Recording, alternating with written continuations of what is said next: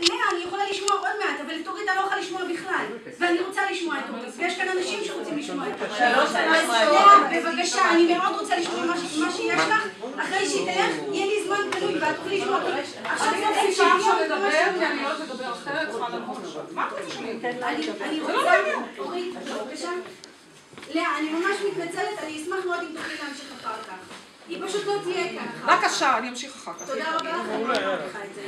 אני לא צולחת, אני משאירה לך את כל מרחב הדיבור, בסדר? אני ממש מתנצלת. זה לא הרעיון, הרעיון הוא פאנל. בסדר, אני באתי לפאנל בשעה שקבעו לי, אני מוכנה גם לעשות פאנל עכשיו. רק הגברת המנחה, מה את רוצה שאני אעשה עכשיו?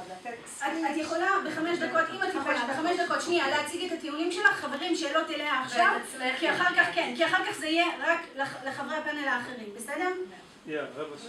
ואני מתנצלת על הזמן הקצור. אז טוב, שלום לכולם, לי קוראים אורית סטרוק, אני חברת כנסת בבית היהודי ואני תושבת חברון יותר מ-30 שנה. לפני זה הייתי תלמידה של לאה, בתיכון של יד אוניברסיטה.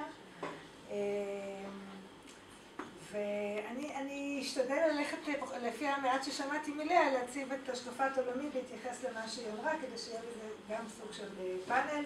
נתחיל מהסוף. אני הגעתי, כמו שאמרתי, אני ובעלי הגענו לחברון לפני יותר מ-30 שנה. באנו לעיר שגרים בה גם ערבים.